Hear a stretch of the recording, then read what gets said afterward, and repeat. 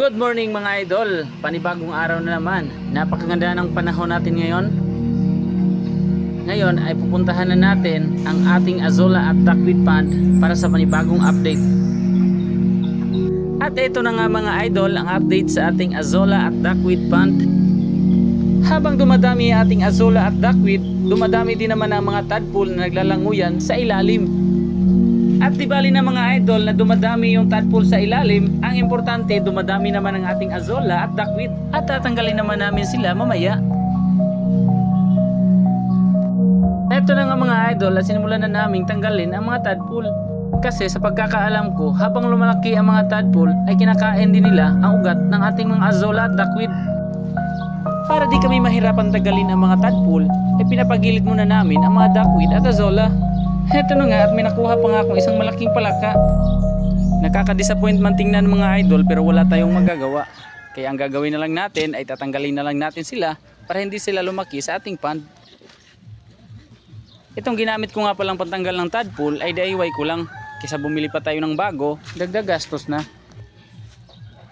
Para mas mapabilis ang pagtanggal natin sa mga tadpole ay gumawa ako ng floater para pangharang sa ating mga Azolla. Dito mga idol ay nagsimula na akong nangalay kasi kanina pa akong pabalik-balik, palipat-lipat, pabalik-balik, palipat-lipat hanggang sobrang ngalay na ng kamay ko. Kaya dito nagpahinga muna ako saglit para mamaya banat na naman.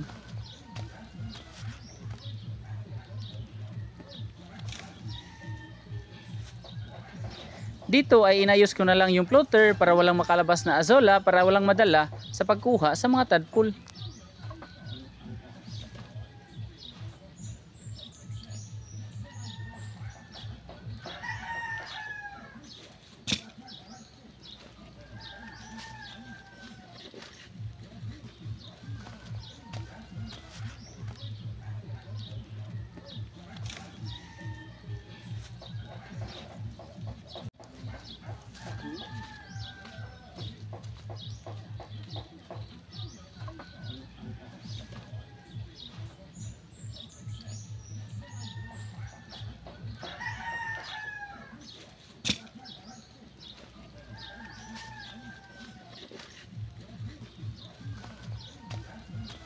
Dito mga idol ay may ilang piraso na lang ang natira.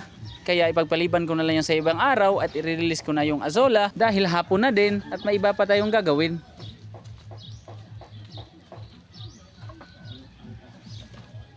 At hanggang dito na lang ang ating video mga idol. See you in our next video for the update.